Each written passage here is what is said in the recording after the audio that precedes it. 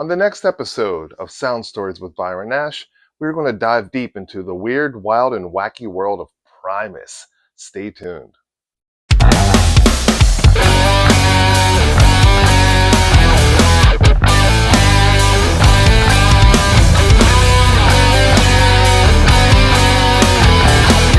Greetings, my friends. Welcome back to Sound Stories with Byron Nash. I am your host, Byron Nash. We are on episode number 16. And this one, we dive into the weird, wild, and wacky world of one of the coolest bands, one of my favorite bands, Primus. I first discovered Primus in 1990. I remember the day. I had a buddy in Baltimore named Eric Turner. He was like a super shredder, and he would I'd go over his house and watch him play guitar because he was so good and I sucked.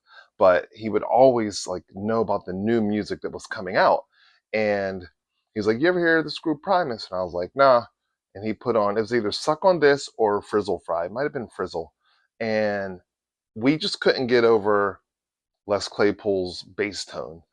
I didn't even know that it was a bass. I mean, at that time, we were so deep into like death metal and thrash and everything, really, really heavy metal stuff, that the tone and everything about Primus just sounded really unorthodox. And even still to this day, it does.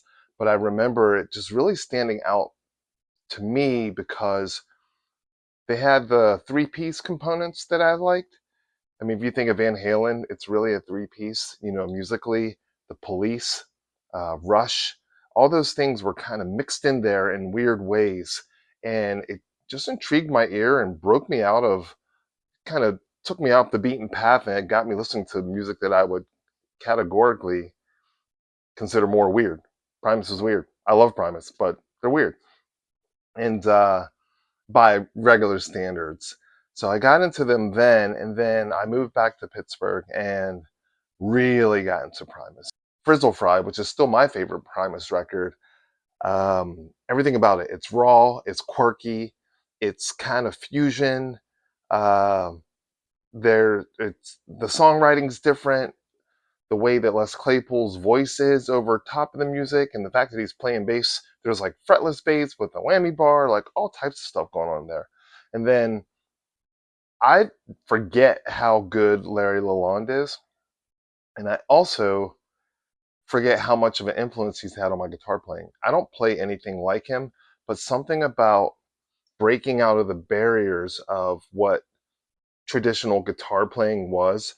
I know that he was in Possessed before Primus, and also like how Les Claypool tried out for Metallica, and they considered him too good and all this stuff. So there were components that there's still a metal thing because they were being played on Headbangers Ball. They would play Jerry Was a Race Car Driver.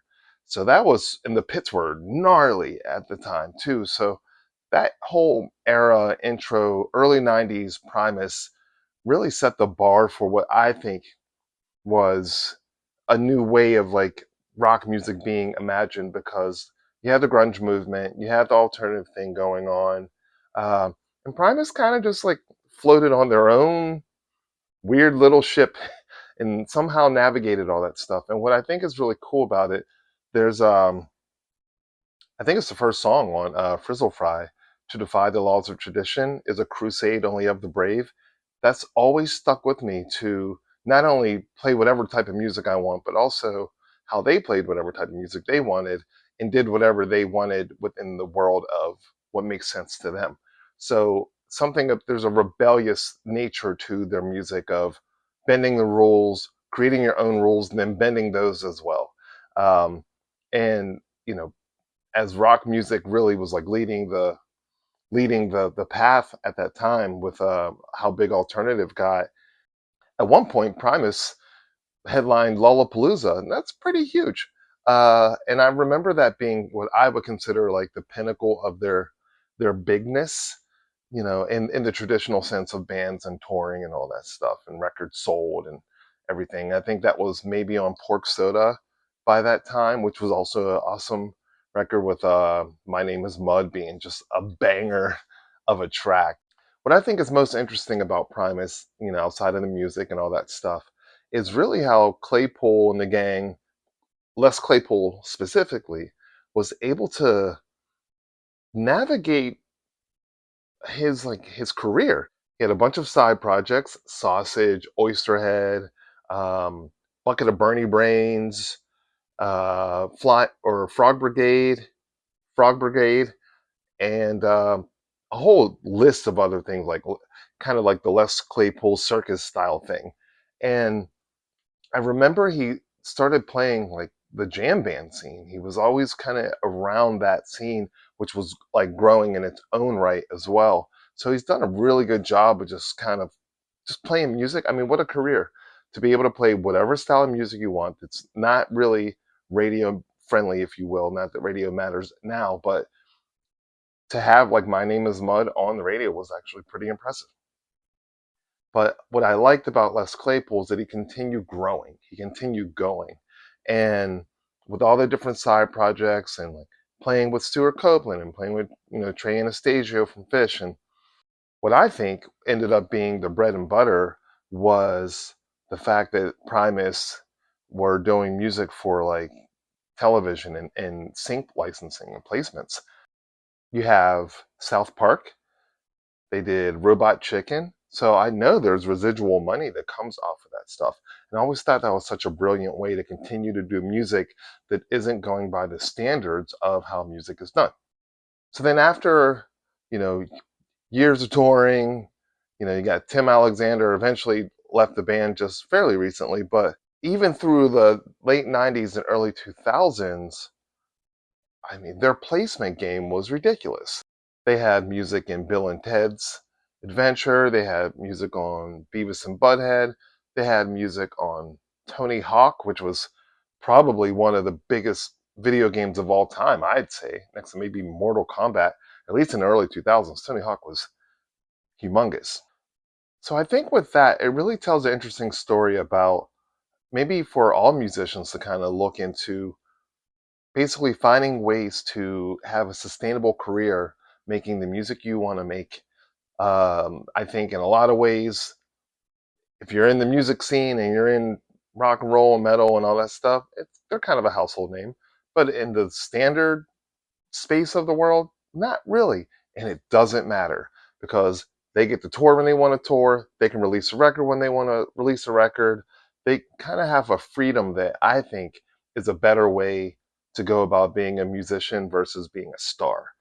And I really am modeling myself after that. So Primus, major influence. My first band, Sporadic, we were a three-piece. We didn't sound like them or anything, but it was more that we would have these jams. We'd have a song structure, and then we'd have like a jam in the middle that would kind of go on an excursion musically, and we would explore. And some of that weirdness and some of that unorthodox, like tonal, dissonant components would be it would show up in our music. And I want to thank Primus for that. So they're one of my favorite bands of all time. Major influence. Funny story. One year I got to interview Les Claypool, and I was so excited. And this wasn't Primus; it was like one of his side projects. And I remember it was around the time, probably '99. Britney Spears was big, boy bands, all the pop stuff was really hitting at the time. I don't think he was in that great of a mood.